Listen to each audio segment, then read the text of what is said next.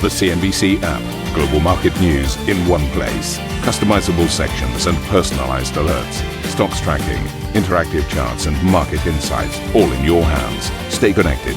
Stay informed. Download the CNBC app today.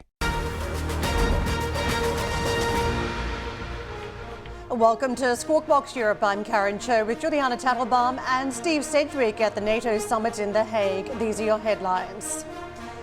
Ceasefire in effect. President Trump announces on his Truth Social page calling on Israel and Iran to down weapons and stick to the agreement. The leaders of France and Germany say NATO's new spending targets will strengthen the European pillar. That ahead of an absolutely key, a pivotal summit of NATO leaders here in The Hague, with the Secretary General Mark Rutte pledging action. As the world becomes more dangerous, allied leaders will take bold decisions to strengthen our collective defense, making NATO a stronger, a fairer and a more lethal alliance. And German industry leaders weigh in on the impact of the conflict in the Middle East, with Deutsche Bank CEO Chirstian telling CNBC the corporate world is now better prepared to weather the storm. That overall the capital markets remain calm. I also would say that companies and corporates and the whole industry are actually at the time and have prepared themselves for these kind of escalations.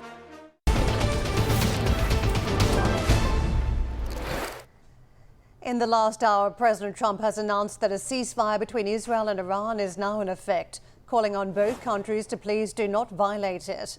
The US leader had earlier unveiled an agreement between both nations to end strikes. Tehran launched several waves of strikes in the hours after Trump's initial announcement, but stated those strikes had come ahead of the agreed deadline. This after Iran launched missiles at the US Al Udeid airbase in Qatar in response to Washington's bombing of several key Iranian nuclear sites over the weekend.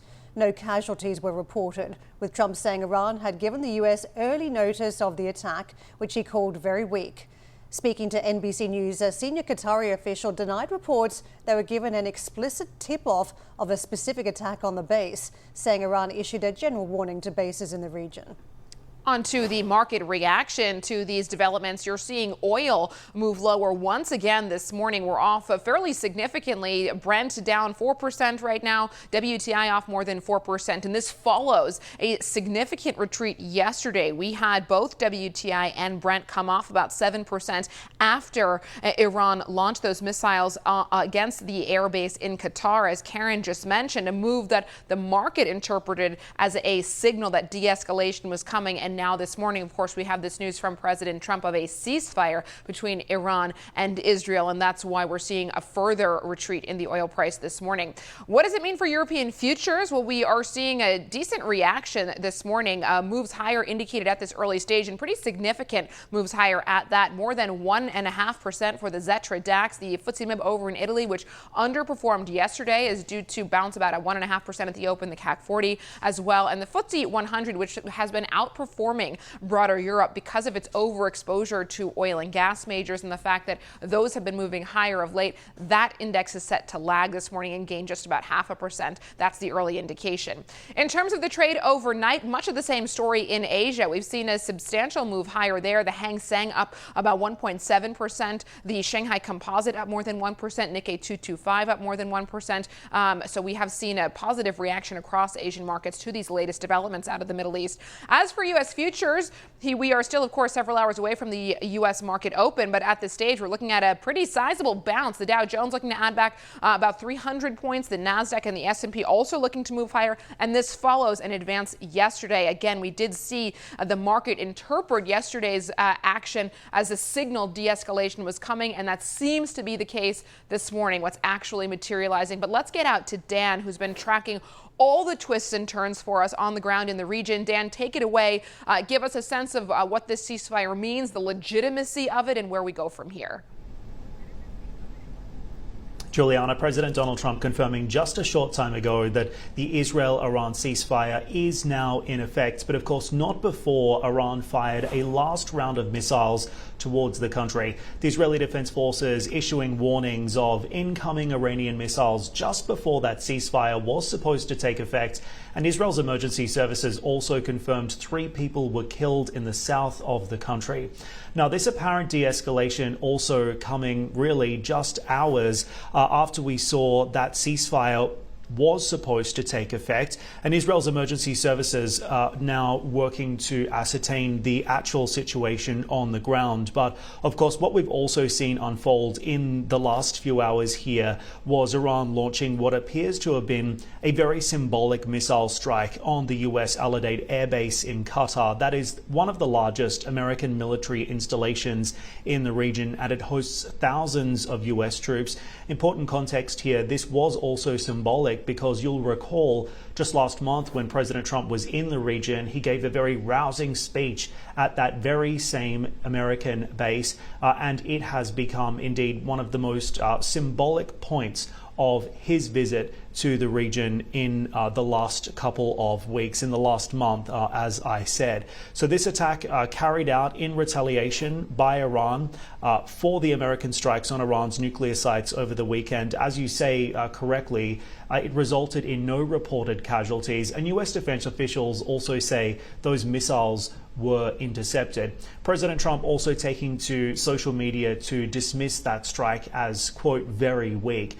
Hours later, he also announced that a ceasefire had been secured, brokered, he claims, through direct talks led by himself and Vice President J.D. Vance, with Qatar playing a mediating role. So this raises multiple questions now. Of course, chief among them is, will this ceasefire hold? What we've seen unfold for several decades now is a shadow war playing out between Israel and Iran. And yes, while Israel and the United States have been very effective in dismantling Iran's capabilities to lead any kind of retaliation now, and also particularly Israel in decapitating the Iranian proxies, Iran still has capability to fight back here. Of course, the Israelis have demonstrated that they too can do the same. So what this ceasefire ultimately results in is unclear at this point. Of course, the geopolitical fallout is also continuing here as well. And the question is, has the United States effectively bombed Tehran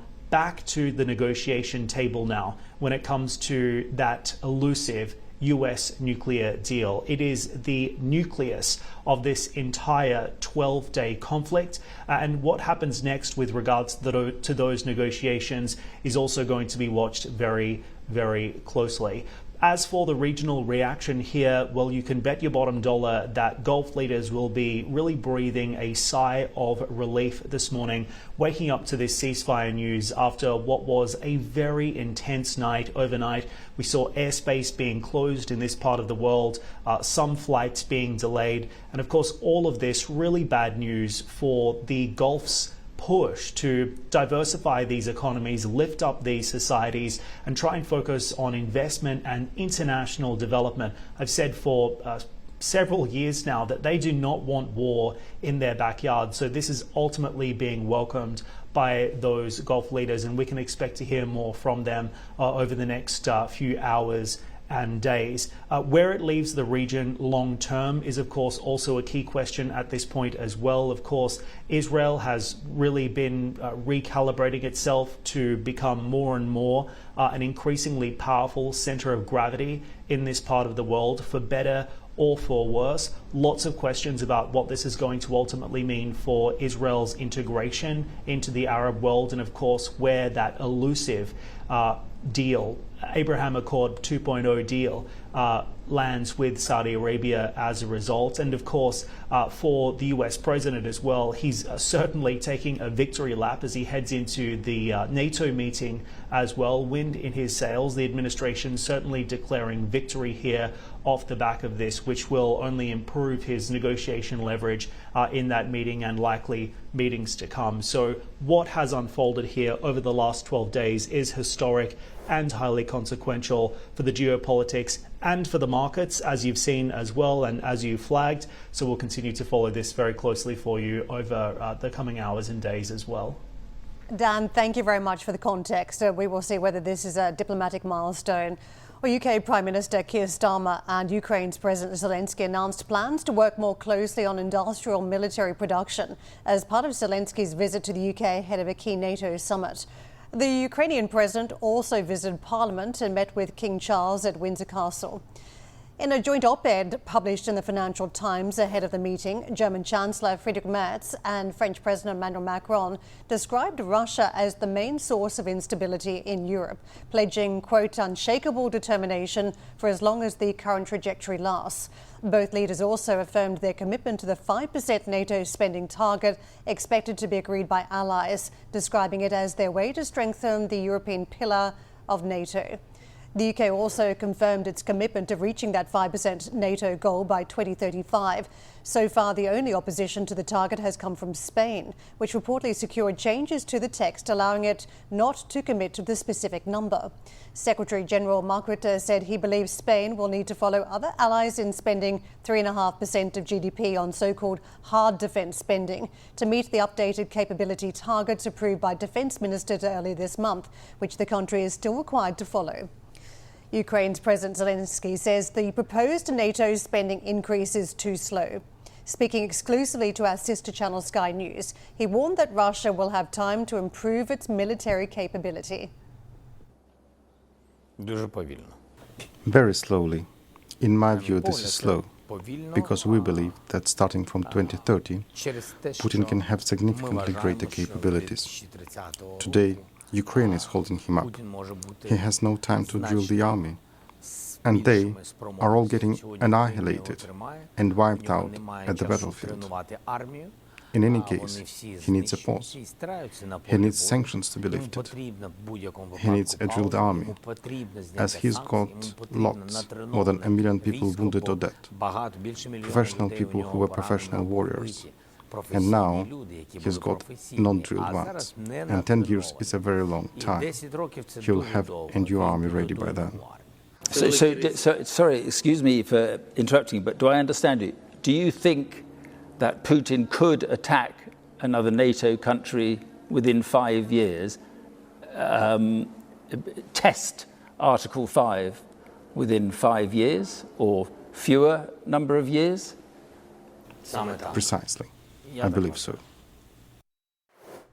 Fascinating engagement there. Let's get out to Steve, who joins us live from The Hague now ahead of this NATO summit. Steve, the message very loud and clear from Zelensky there yesterday, and no doubt that meeting in the UK was no accident in the calendar.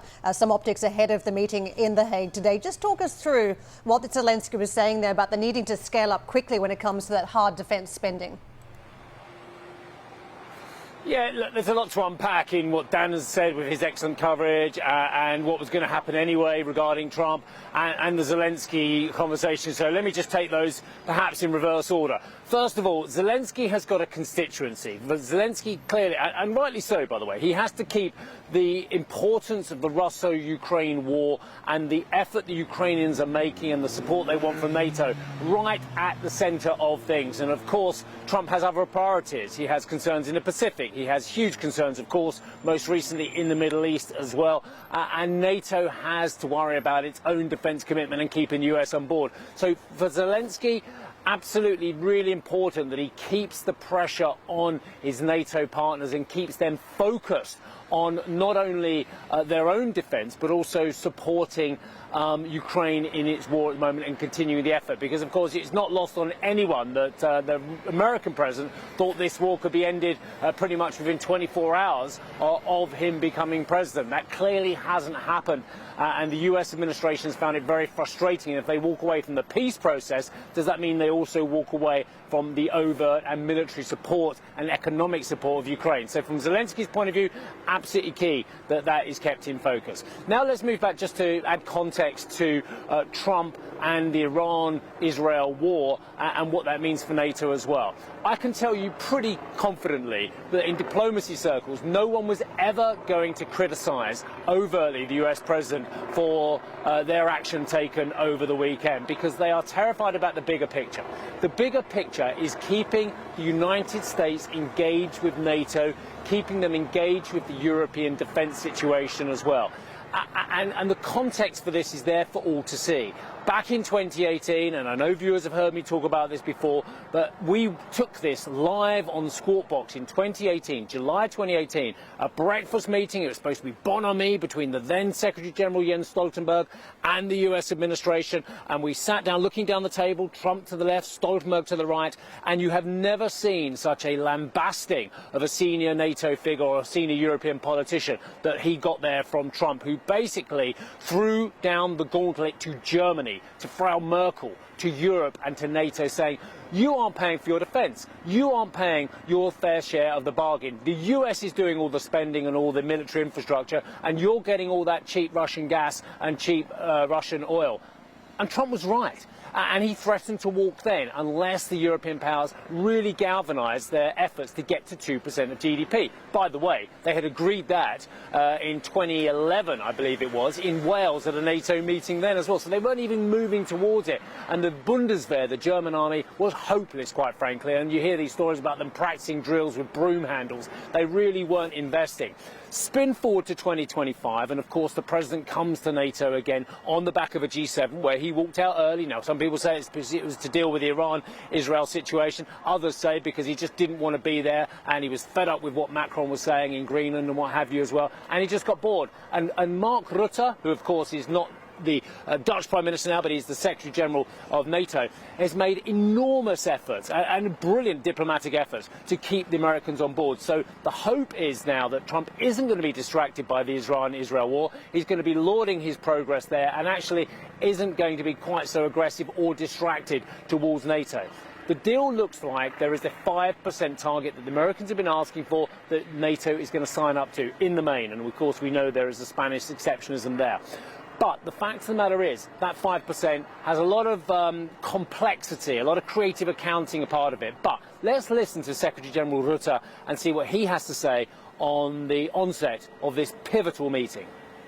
We meet at a truly historic moment with significant and growing challenges to our security.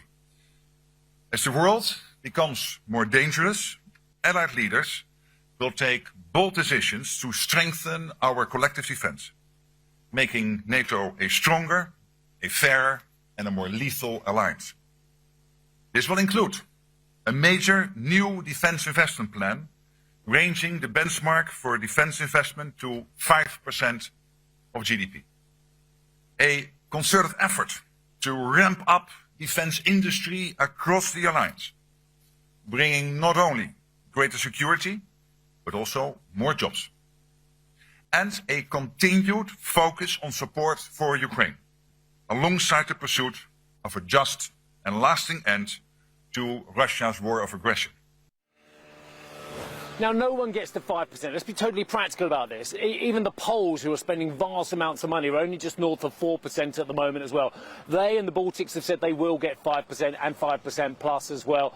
Others are struggling to get to 3.5%, but that will be fine in many ways because 5% isn't 5%. It includes 1.5% of infrastructure spending, of building bridges to make sure they can take tanks, of extending runways to make sure they can take the right warplanes, of cyber security, of all kinds of infrastructure and resilience as well. So actually, the hard military figure is 3.5%. That's going to be hard enough to get anywhere near as well. Even, dare I say it, for the United States, which is the greatest military spender on the planet, roughly $1 trillion, give or take as well. But even Americans wouldn't get to 5% as well, and couldn't do, given the current defence commitments and other commitments. And even in the one big, beautiful bill, there is no provision for getting for 5%. But the Americans say, well, why should we? We're the biggest spenders anyway. And I think many people have a lot of sympathy for that view. Back to you both.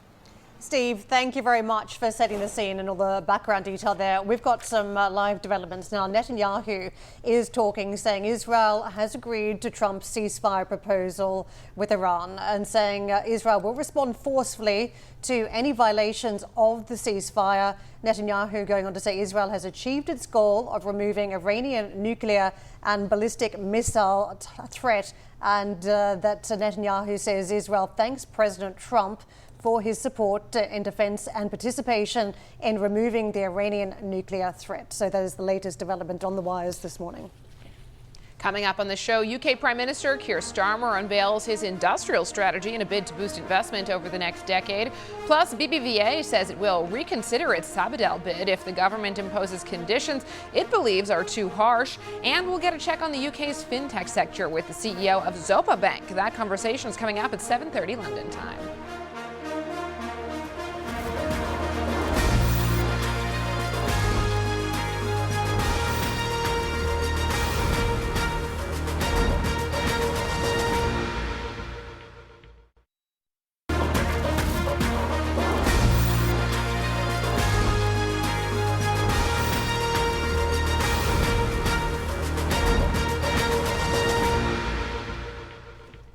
Welcome back to Squawk Box Europe. Deutsche Bank CEO Chirstian told CNBC companies are now better prepared to weather high-risk events such as the current situation in the Middle East. Speaking to Aneta, Saving said the corporate world is in wait-and-see mode, watching the Iran-Israel conflict pan out. Let's get out to Aneta, who joins us now live from Berlin, where she's been speaking to Chirstian along with several other key German corporate leaders this morning. Aneta, what more can you tell us about what Chirstian had to say? It actually was a very interesting conversation also about the spirits which are coming back to the German economy. He was telling me about his clients picking up as well investments, but people are still waiting for the enactment of real structural reforms. For now, the new government is instilling a lot of hope and optimism into the industry, but now they also have to deliver. I'm here at the German Day of Industry, which is organized by the industry association BDI, and of course it's kind of the who's who of the German corporate world is here. Yesterday we heard a lot about, of course, geopolitics, but also supply chain management and what it all entails for German corporates who are, of course, very open to the world, and trade is so important for them. And then when I caught up with Chirstian in an exclusive interview, I had to ask him how he's actually faring in that very tense geopolitical environment, especially with the new flaring up tensions or the war in the Middle East. Take a listen of what he said about the boardrooms he's close to. We have been used now for the last 3 years for geopolitical uncertainty. It's obviously another crisis situation, but you see actually that overall the capital markets remain calm. I also would say that companies and corporates and the whole industry are actually at the time and have prepared themselves for these kind of escalations. That doesn't mean that we don't take them seriously. We have to take them very seriously, but each and every participant in the industry is better prepared for those situations like any time before. And therefore we see overall a calm reaction, but of course it now depends whether there is any further escalation, and hence it is a little bit too early to judge. So essentially you're saying that the boards have much more risk analysis and risk scenarios in place in that world we are right now in? That's correct, and we have seen that for years now, that every board is trying to prepare, every board is also trying to think in options, and that is also what we as Deutsche Bank are always advising to our clients. This is the world where you need risk management, not only the risk management of your bank, of your financial institution, but your own risk management. And we can see that the level of attention of the boards is much higher, which we appreciate, and I think which is one reason why actually, despite this uncertainty, people are still faring well with it. So the bulk of the goods German companies are producing is exported to the rest of the world. And of course, ports are of crucial importance. Here in Germany, in Hamburg, Europe's third biggest port is located. And when it comes to railway ports, so the ports who have a very close railway network behind them, it's even Europe's biggest port. I caught up with the CEO of Hala, who's the port operator, and asked her about the importance of the Strait of Hormuz. Take a listen. 1/5 of the oil is running through this strait.